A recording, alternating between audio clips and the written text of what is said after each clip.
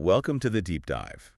Today we're taking a look at a really powerful sermon from Pastor Sungno. We are. It's all centered on that story of the 10 lepers in Luke 17. And the sermon frames it as the unit of gratitude, 1 in 10. It's such a critical topic. You know, the mission here is to really understand the difference between gratitude that depends on your situation. The kind that disappears when things get tough. Exactly. And a gratitude that is existential, something that just can't be shaken. Okay, so let's unpack this. The scene is set on this dangerous boundary line, right? Between Samaria and Galilee. A very tense place. And Jesus is traveling there, and he runs into 10 lepers.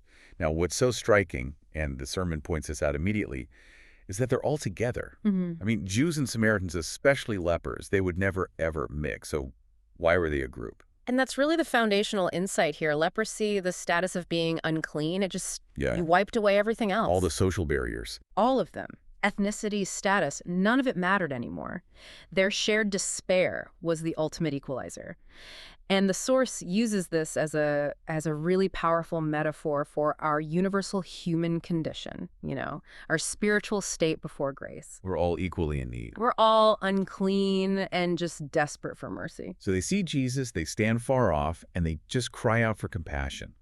And his command is so simple. Incredibly simple. Go show yourselves to the priests.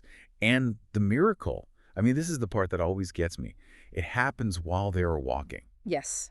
It's not immediate. It's an act of faith in motion. It's completely unconditional grace given up front. That's it. No strings attached, no complex ritual. They're healed, they're clean, they're ready to go back to their lives. But this is where the story turns, isn't it? It really does, because only one comes back. 9 of them just keep going. They keep going. They completed the legal part, showing themselves to the priest. Yeah. But they totally missed the giver. So why? Why the missing 9? Did they just forget? Or was it something deeper? The sermon connects this to that parable of the useless servant right before it. That's the key. The sermon argues that the 9, who were likely the Jewish lepers, fell into what it calls the entitlement trap. The entitlement trap. Yeah, they were thinking transactionally. We're God's people. We obeyed his command, therefore, we deserve this healing. So it wasn't a gift, it was a wage, a payment for their obedience. Precisely. They fulfilled a duty, but there was no sense of overwhelming appreciation, no relationship. So who is the one who does return? The one who comes back is the Samaritan. The ultimate outsider. He's got this double burden, right? A leper and a Samaritan, the most disguised person you could imagine in that context. Exactly, and that is the whole point. The Samaritan knew he had absolutely no claim to God's favor, no historical right, no legal right, nothing. He had no merit.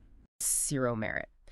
He knew he was being rescued from the absolute bottom, so because he understood his own unworthiness, he recognized the healing for what it was.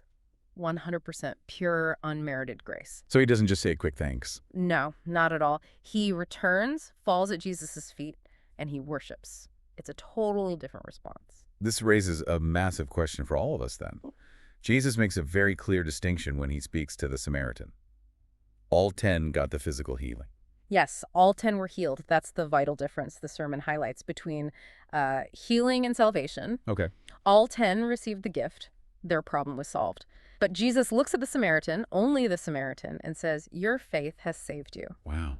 So the 9 took the gift and ran. They took the gift and left. The Samaritan, he received the giver, he got the relationship, the wholeness. That is salvation. And what that means for us is, I mean, it's profound. If your gratitude is just based on circumstances, good health, a promotion, things going your way. It's fragile. Totally fragile. The second that circumstance changes, the gratitude just evaporates. But the Samaritan's gratitude was built on something unshakable. It was built on this foundation of, I was the least deserving person imaginable, yet I was saved. I was made a child of God. That's the existential gratitude you mentioned. But that's it. If your thankfulness is rooted in that, in being rescued from spiritual death, then external things like sickness or hardship, they can't ultimately steal that joy. So we really have to look inward and ask ourselves, are you the 9? Do you treat God's grace and the good things in your life as something you're owed? Or are you the 1? Do you recognize the sheer unmerited gift of it all? And that gratitude can't just be a feeling. It has to be expressed, right? It has to be active. The sermon really stresses this. We express it through worship, through serving others, and seeing that service not as a burden, but like the useless servant, as a privilege. and through real love and reconciliation with the people around you. It seems like if we only focus on getting our immediate problems solved, we're missing the entire point. You miss the true blessing. The ultimate blessing isn't the problem going away. It's using that very problem, that trial, as the reason you meet the Lord. It's realizing you are unworthy, yet you are saved. And that's the real challenge for you listening today. Can you use that salvation gratitude to rise above whatever struggle you're facing?